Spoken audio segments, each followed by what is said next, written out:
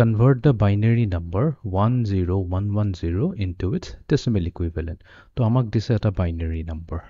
Binary number to is 10110.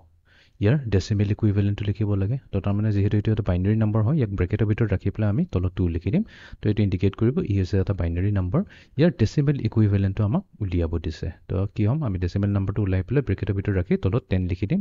তেতিয়া এটো indicate কৰিব যে এটো এটা ডেসিমেল নাম্বাৰ হয় এতিয়া আমি কি কৰিম প্ৰথমতে আমি বাইনাৰি নাম্বাৰটো লিখিলা তো 10110 এতিয়া each কেছৰ কাৰণে আমি কি কৰিম গুটি কিটাৰ weight টো আমি ডিফাইন কৰিম পজিশন টো চাই এটো পজিশনাল weight বুলি কোৱা হয় তো সবতকৈ LSB ৰ weight টো হয় 2 to the power 0 ঠিক আছে নেক্সট bit টো হ'ব যাৰ যোনটো তাৰ লেফট সাইডত আছে 2 to the power 1 next bit টো হ'ব 2 to the power 2 তাৰ পিছত 2 to the power 3 2 to the power 4 এনেকা কৈ এটো কন্টিনিউ হৈ গৈ থাকিব এতিয়া আমি ইয়াৰ ডেসিমেল ইকুইভ্যালেন্টটো উলিয়াম সো ডেসিমেল ইকুইভ্যালেন্ট উলিয়াবৰ কাৰণে একো নাই একেবাৰে সিম্পল হয় ফাৰ্স্ট বিট টো কি আছে যোনটো MSB হয় MSB হয় আমাৰ ইয়াতে 1 তো MSB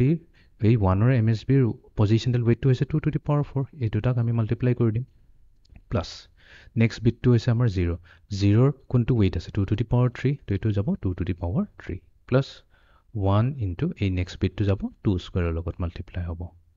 then amar ase 1 etu jabo 2 to the power 1 logot 1 into 2 to the power 1 and then finally amar last bit to is LSB to is 0 etu jabo 2 to the power 0 logot eta guti kini simplify korile hol 2 to the power 4 hoise 16 into 1 hobo amar 16 etu jehetu 0 logot multiply hoise yar kono effect nahe plus next আছে 1 into 2 square মানে হৈছে 4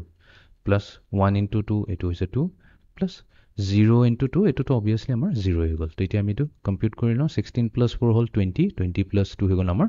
22 তো তাৰ মানে আমাৰ এই 22 যোনটো হৈছে এটা ডেসিমেল নাম্বাৰ তাৰ